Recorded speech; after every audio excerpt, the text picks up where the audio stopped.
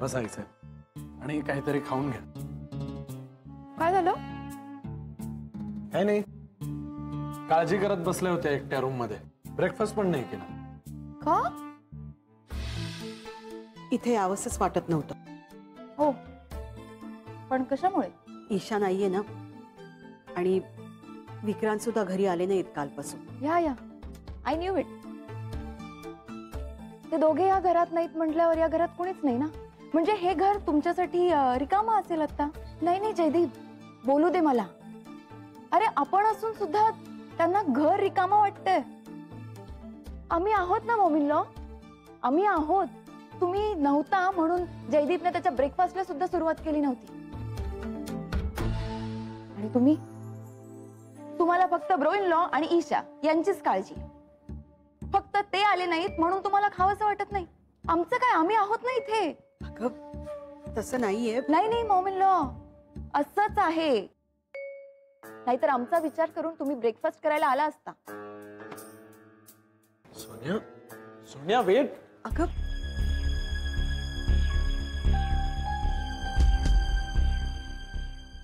तुला सुद्धा तिच्यासारखंच वाटतं का रे?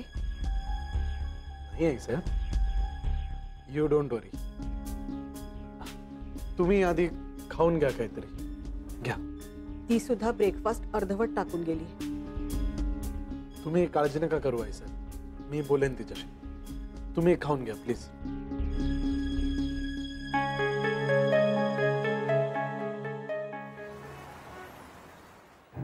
ईशा, आपण कुठे चाललोय? तू सांगणारच का मला काही? रुपाली, आपण जोगतिणीकडे चाललोय. चल. जोगतिणीकडे? हो, आणि तिथे काम नाही झालं तर पुढे चाललोय. एक मिनिट, म्हणजे तू एवढा वेळ बाहेर राहणार आहेस? आणि घरी काय सांगितलंस? काहीच नाही, मी गपचूप निघून आले. रुपाली, तू आधी घरी चल. रुपाली थांब ना. नाही ईशा, तू काहीही न सांगता घरातून निघून आलीस. रुपाली, मला कळतंय ग ते, पण मी जर आई बाबांना विचारलं असतं तर त्यांनी मला सोडलं असतं का बाहेर? ईशा, अगं पण बरं नसताना बाहेर पडणं इतकं काय महत्वाचं? हे, ही बाई कोण आहे हे जोगतीण मला सांगू शकेल असं वाटतंय, आणि म्हणूनच मला तिला भेटायचंय. रुपाली प्लीज ना. अगं निदान तू तरी समजून घे मला. ही कोण आहे हे कळल्याशिवाय मला नाही चैन पडणार आहे. ठीक आहे, आपण जाऊया. पण मला सांग, ही जोगतीण आपल्याला कुठे भेटेल? मला माहितीये, ह्या रस्त्याला सरळ गेलं ना की एक झाड आहे, त्या झाडाच्या इकडे बसलेली असते ती. आपण जाऊन बघूया. चल. ठीक आहे. अंबाबाईचा उदो उदो.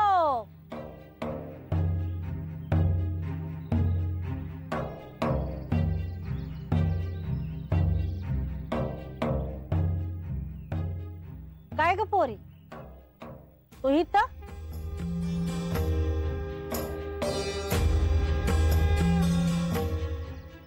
ही कोण आहे?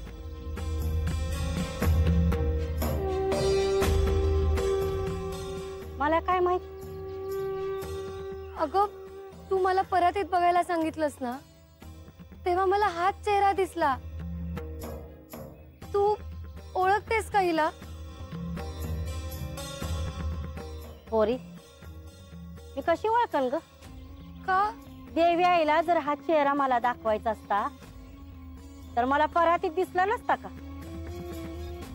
ज्याचं कर्म फळ त्यालाच मिळतं पोरी. जे ज्याला दिसायचं ते त्यालाच दिसतं. पण म्हणजे तू हिला ओळखत नाहीस? नाही पोरी, जे ज्याच्या नशिबात असतं ते त्यालाच दिसतं. ज्याचं देणं ते त्यालाच फेडावं लागतं. काळजी करू नको, आई अंबाबाई तुझ्या पाठीशी हाय. विश्वास ठेव तिच्यावर. उदय ग अंबे, उदय.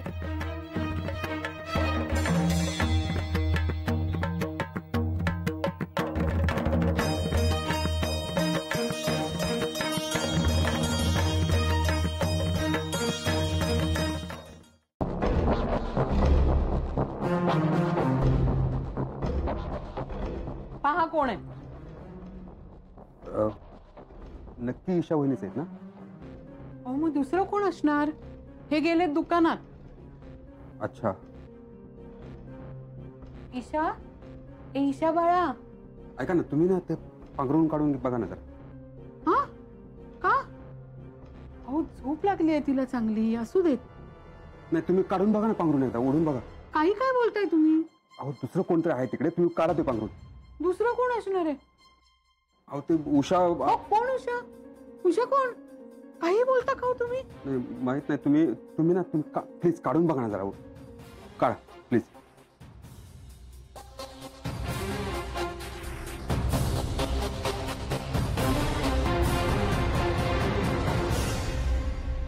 बघा, ईशाचे म्हंटल होतं ना तुम्हाला.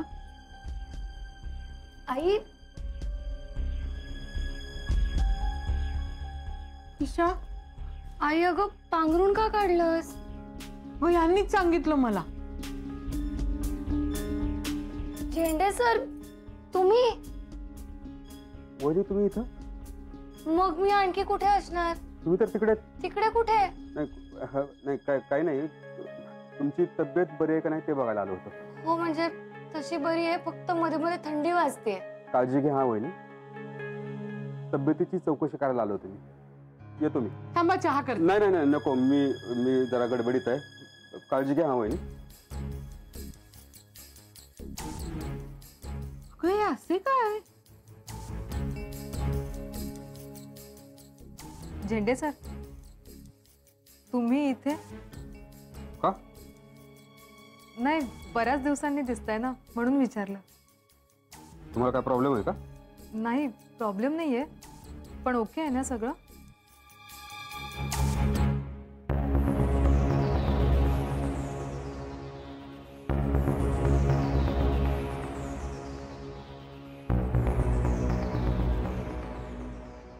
ईशा, झेंडे सर ओके आहेत. अगं काय आहे? हा, ते भेंडे काहीतरी वागताय, तुम्ही काहीतरी वागताय. कठीण आहे.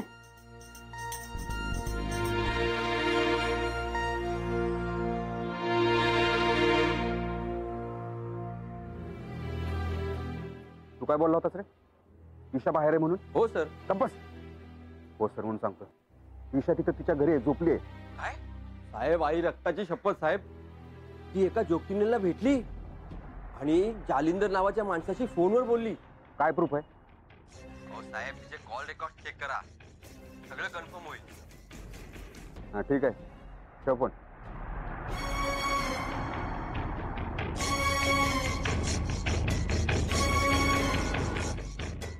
हा साहेब, एक रिक्वेस्ट होती. मी तुम्हाला एक नंबर पाठवतो, त्या नंबर जरा कॉल डिटेल्स पाहिजे होते आजचे. अर्जंट आहे सर. नाही, विक्रांत सरांच्या सिक्युरिटीचा प्रश्न आहे म्हणून. Thank you sir.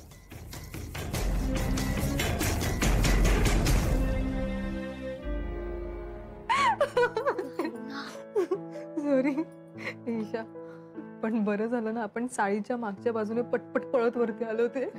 हो ना, पण मी आधी एवढी पटापट कधीच चालले नव्हते. मी तरी कुठे चालले होते. ईशा, पण आपण त्यांना मस्त गंडवला. फायनली सुटलो. नाहीतर त्यांना काय वाटलं असतं की तू घरात असूच शकत नाहीस. पण त्यांचा संशय आता दूर झाला असेल. सो आता नो प्रॉब्लेम. अगं नो प्रॉब्लेम काय? प्रॉब्लेम आहे. आता काय झालं? अगं काय झालं, मी खाली उभा होतो आणि झेंडे सर कोणाच्या तरी फोनवर बोलत होते. त्यांनी ईशाचे सगळेच्या सगळे कॉल रेकॉर्ड्स मागवलेत कोणाकडून तरी. बापरे. म्हणजे ते हे एवढं सगळं करू शकतात हे आपल्या कसं का नाही लक्षात आलं? हे बघ, ते सगळं ठीक आहे, पण आता आपल्याला खूप जपून वागावं लागेल. ईशा, तुला एक सांगू? बोल ना. मला असं वाटतंय की तू सासरी जा हं? लगेच. अगं पण तू तिला असं करायला का सांगतेस? अरे तूच बघ ना, ज्या अर्थी झेंडे सरांनी हिचे कॉल रेकॉर्ड्स मागितलेत याचा अर्थ त्यांना काहीतरी संशय आलाय. करेक्ट. आणि आता तर त्यांना हेही कळणार आहे की हिने कोणाकोणाला कॉल्स केलेले. एक्झॅक्टली. ईशा, म्हणून मी तुला सांगते की तू आता तिथे जा. म्हणजे त्यांना जर काही संशय आला असेल तर तो दूर होईल ना. रुपाली, तिला जर सासरी आपली काही मदत लागली तर ही म्हणजे कसं करणार हे? आपण फोनवर कनेक्टेड राहूया ना. हा राईट. ईशा, तुला कधीही काही लागलं ना तर लगेच आम्हाला फोन कर.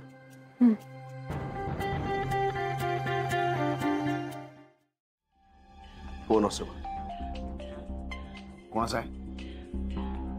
कोणाचा आहे? रुपालीच आहे. मी बोलून येते. नाही, इथे बोल, माझ्या समोर घे, फोन घे. सराव, तिला काय बोलायचंय मला माहित नाही. पर्सनल मला ऐकायचंय. तू जर खरं बोलतेस ना, मग घाबरतेस कशाला? फोन घे आणि स्पीकरवर टाक. फोन घे आणि स्पीकरवर टाक. बोल माझ्यासमोर. टाक.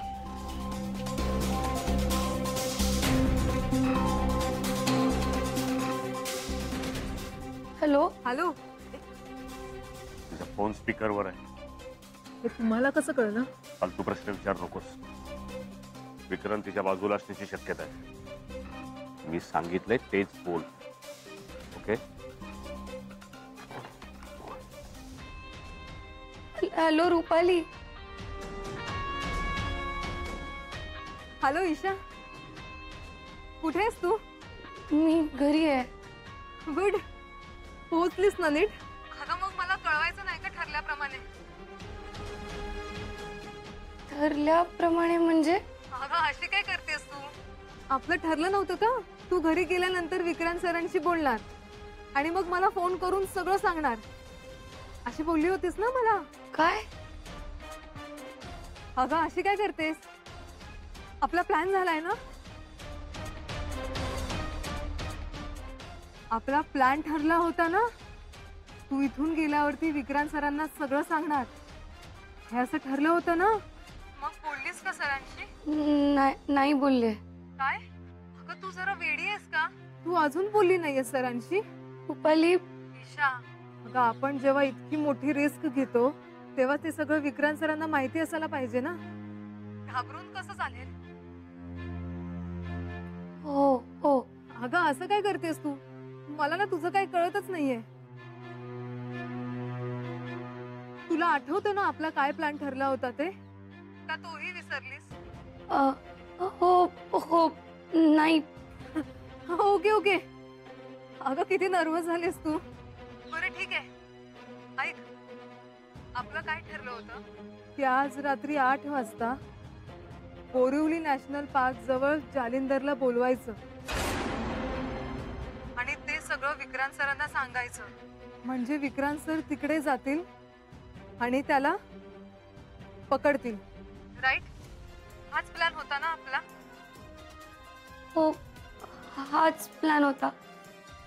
ठीक आहे, मग आता अजिबात वेळ घालवू नकोस आणि विक्रांत सरांना सगळं सांगून टाक. हो, सांगते. ऑब्व्हियसली ते तुला विचारतीलच की या सगळ्या फंदात पडायची तुम्हाला काय गरज होती. तेव्हा मग विक्रांत सरांना सगळं खरं खरं सांगून टाक की जालिंदर तुला सारखा सारखा फोन करून त्रास देत होता, त्यामुळे तुला हे सगळं करावं लागलं. आणि ईशा, अजिबात घाबरू नकोस. सगळं नीट स्पष्ट काय ते सांगून टाक. अगं विक्रांत सर आपलेच आहेत ना. हो. उलट त्यांना सगळं सांगून टाकलं ना की आपल्यावरचं टेन्शन कमी होईल आणि मेन म्हणजे त्यांच्या जीवावरचं संकट टळेल. आज रात्री 8 वाजता बोरिवली नॅशनल पार्क जवळ. विसरू नकोस. चल बाय. Hello hello Isha. हा. तू विक्रांत सरांना सगळं नक्की सांगा, नाहीतर मग सगळं सांगायला मलाच यावं लागेल. नाही, सांगते मी. ठीक आहे, ठेवते.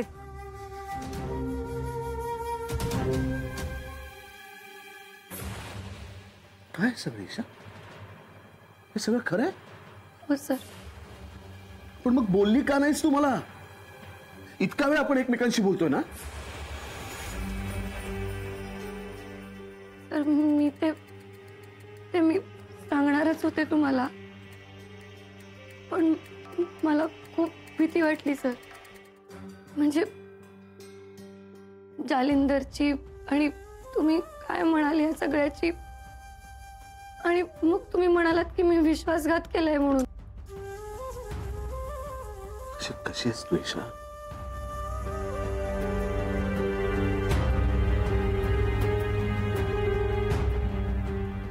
सगळं तू केलंस, इतकं मोठं टेन्शन घेतलंस, इतकी मोठी रिस्क का घेतलीस तू ईशा? सर कारण कारण माझ्यावर प्रेम करतेस म्हणून. हो. आता तुझ्या नवऱ्याची काळजी नाही करायची. त्या जालिंदरला तुझा नवरा संध्याकाळी बरोबर बघून घेईल. I love you Isha. I love you.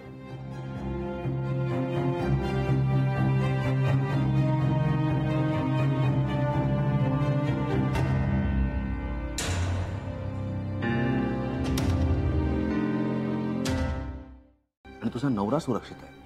तू घरी परत आलाय one piece. You should be happy Isha. Come on Isha, एक नाही. सर मी आलेच. काय झालं? काय झालं? सर मी ईशा प्लीज, आता मला एकट्याला सोडून नको जाऊस प्लीज. Sir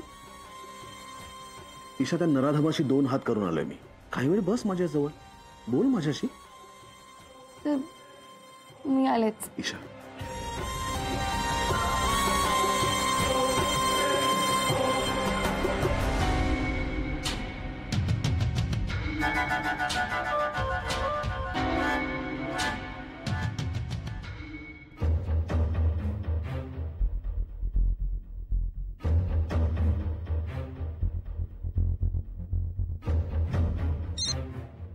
hello Isha.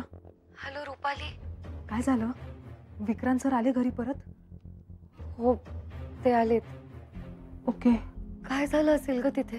म्हणजे तुला काही जालिंदरचा फोन आला का? मला नाही ग, पण विक्रांत सरांनी तुला सांगितलं असेल ना तिकडे काय झालं ते?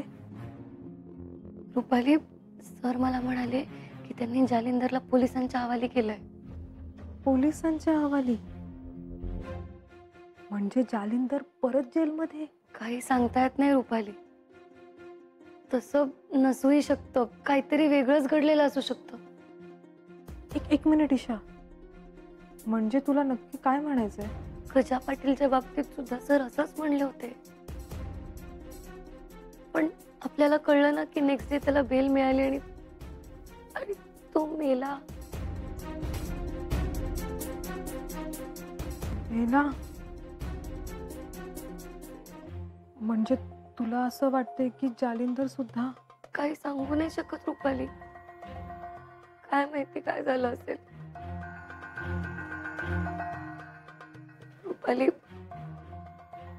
मला खरंच खूप भीती वाटते ग सरांची. मी कशी राहू त्यांच्या बरोबर?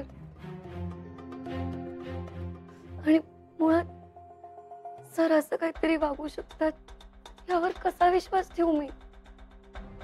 मी काय करू मला काहीच कळत नाहीये ग.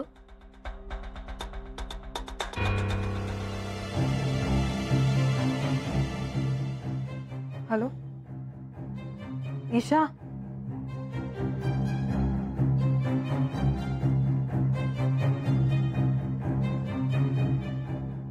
ईशा, काय झालं ग? आईशी बोलत होतीस का? आठवण येते का आईची? मी समजू शकते, होतं असं कधी कधी. हे बघ, मी तुला जन्म दिला नसला ना तरी मी आईच आहे तुझी, सासू नाही. तू मला आमच्या राजनंदिनी सारखीच आहेस.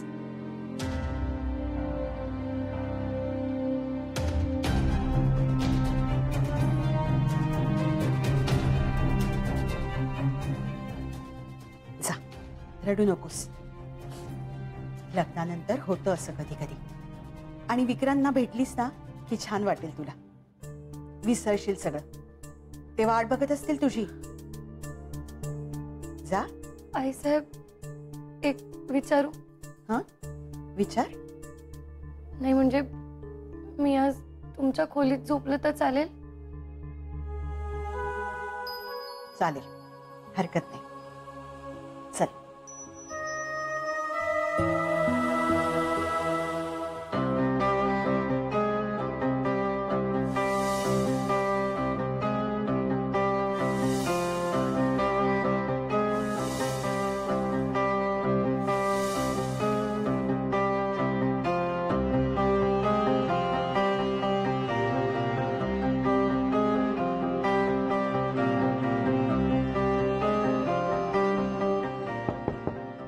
साहेब येऊ का? या. साहेब, आज ईशाताई साहेब आईसाहेबांच्या खोलीमध्ये झोपणार आहे.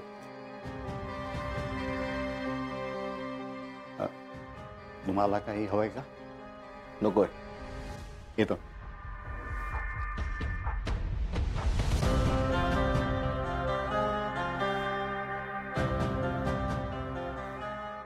हा काय प्रकार आहे?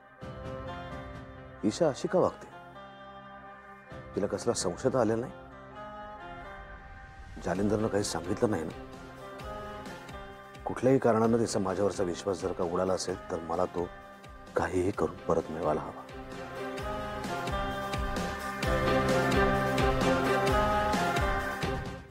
एक प्लॅन मी माझ्या डोक्यात पक्का करून गेलो होतो. पण तुमच्या प्लॅन प्रमाणे गोष्टी होतील याची खात्री होती तुम्हाला? रिस्क तर घ्यावीच लागते. मी एक बिझनेसमन आहे. रिस्क घेणं माझ्या रक्तात आहे. नाही पण तुम्ही वाचलात कसे या सगळ्यातून? माझ्याकडे गन होती. मी ती विक्रांतवर रोखली.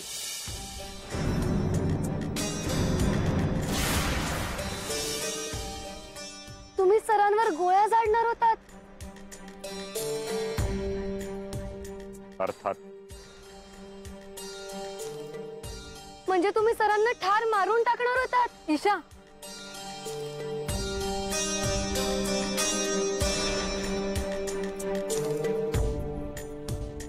मी विक्रांतवर गन रोखले. त्याचा राईट हँड झेंडे माझ्या अंगावर धावून येणार ते माहिती होतं मला. समच्या साला आमच्यात झटापट होणार हे मी गृहीत धरलं होतं. झटापटीत मी गन मुद्दाम झेंडेच्या हातात दिली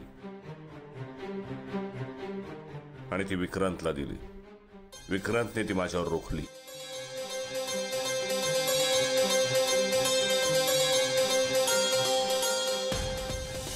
त्याचा चमचा त्याला सांगत होता की मार गोळी, संपव याला.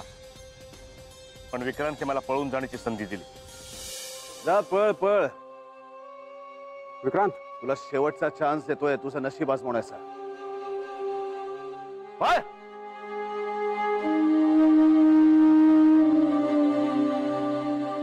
मी पळालो पण दूर गेल्यावर त्याने नेम धरलाच. 2 गोळ्या झाडल्या.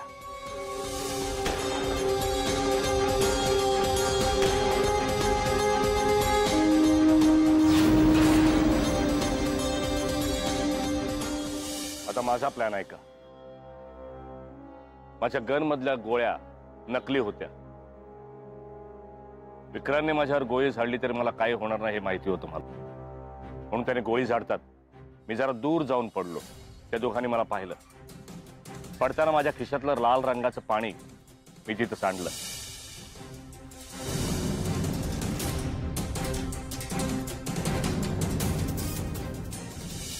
अंधार होता त्यामुळे जखमही करून घेतले. ते दोघे धावत माझ्याजवळ आले. दुसरा फायदा असा झाला की माझी विल्हेवाट लावायची घाई त्या दोघांनाही झाली होती. मी मेलो असं त्यांना वाटलं. त्यामुळे झेंडेने मला बाजूच्या तळ्यात फेकून दिलं. मला बरंच झालं. मी सही सलामत सुटलो. नाही पण सरांकडे त्यांची स्वतःची बंदूक आहे. ती जर त्यांनी तुमच्यावर वापरली असती तर मग आज आपण असं इथे बोलत उभे नसतो. म्हणजे तुमचा प्लॅन वर्क झाला नसता तर तुम्ही? म्हटलं ना, रिस्क घ्यावीच लागते. काही गोष्टी नशिबावर सोडाव्या लागतात. मरणाची सुद्धा तयारी ठेवावी लागते. 15 वर्ष जेलमध्ये सडलेला माणूस मरण जगलेला असतो. तो काय मरणाला घाबरणार? काल रात्री नशिबानं मरणाला सुद्धा जिंकलं मी. आता तूही जिंकशील, पण आता हरायची वेळ विक्रांतची आहे. पण मी नाही सरांना हरवू शकत. घाबरू नकोस. फक्त तुला सगळं कळलंय याचा संशय सुद्धा त्याला येऊ देऊ नकोस. बाकी मी आहेच. काही मदत लागली तर नक्कीच करेन.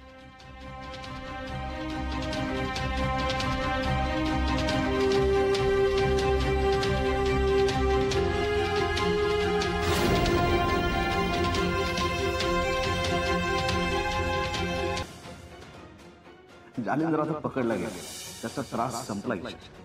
तो आता पोलिसांच्या ताब्यात. त्याला काय शिक्षा करायची ते पोलीस कसं करतील. विक्रांत सर खोटं बोलतायत हे तर नक्कीच आहे.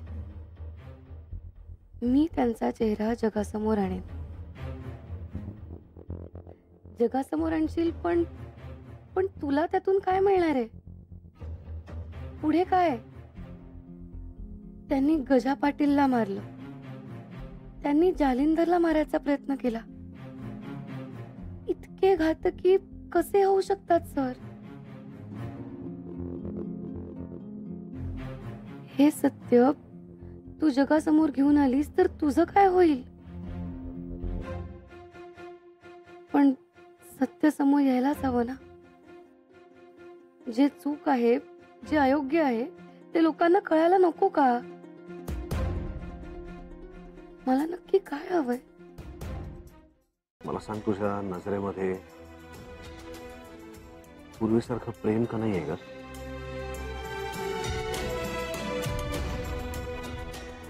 ईशा, माझ्याशी बोल ना. तुझ्या मनात काही शंका असतील, काही प्रॉब्लेम असेल तर मला सांग, आपण चर्चा करूया. पण प्लीज असा अंतर नको ठेवूस माझ्यापासून. सर पण असं काहीच नाहीये. असं काहीच नाहीये? मग आपण आता हे जे असं वागतोय एकमेकांशी, हे नेहमीसारखं आहे?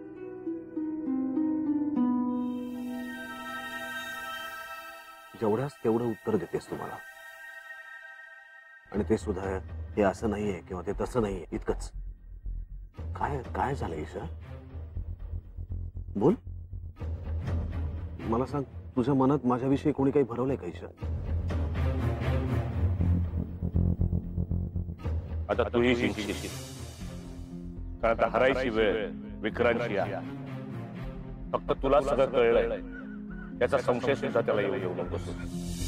राव, का करेल कोणी असं? तशी माणसं आहेत आजूबाजूला. कारण हवं तर मी नाव घेऊ शकतो.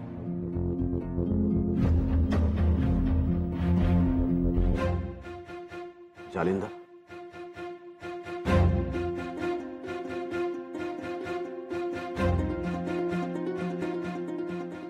ईशा, तुझा जन्मही झाला नव्हता ना तेव्हापासून मी ह्या इंडस्ट्रीत काम करतोय.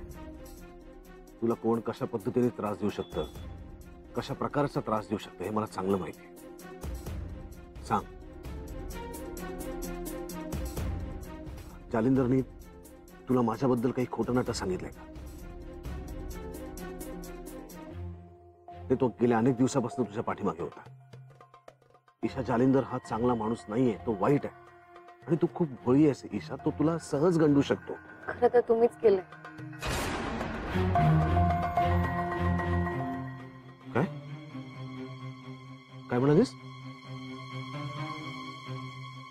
मला म्हणायचं होतं की सर, तुम्ही माझ्यापासून अनेक गोष्टी लपवून ठेवल्या. मी तुझ्यापासून? सर, तुम्ही हे लपवलं की तुम्ही सरंजामे नाही. तुम्ही हे लपवलं की राजनंदिनी ही आईसाहेबांची सावत्र मुलगी होती, म्हणजे जयदीप भाऊजींची मोठी बहीण होती. हे सगळं मला सांगून टाकायला काय हरकत होती सर? यात लपवण्यासारखं होतच काय? अच्छा, म्हणजे माझ्यावर इतकाच आरोप आहे तुझा? इतकंच? सर, विश्वासाचं तत्व मला कोणी शिकवलं? तुम्ही. आपलं जे नातं आहे ते कशाच्या जोरावर उभं राहिलं सर? विश्वासाच्या. मग हे असं असताना तुम्ही काही महत्वाच्या गोष्टी माझ्यापासून का लपवून ठेवल्यात? का नाही सांगून टाकलं मला सगळं खरं खरं? का खोटं बोललात माझ्याशी? सर, तुम्ही माझा विश्वास कसा मोडू शकता?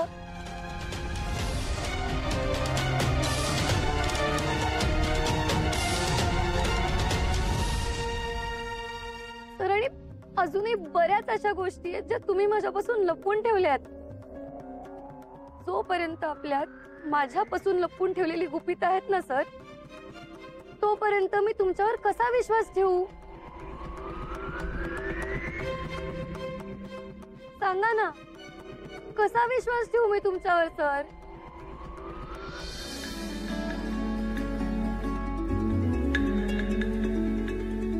दूर दूर चालली आज माझी सावली, दूर दूर चालली आज माझी सावली, कशी सांज ही उरी गोठली, उरलो हरलो दुःख झाले सोबती, उरलो हरलो दुःख झाले सोबती.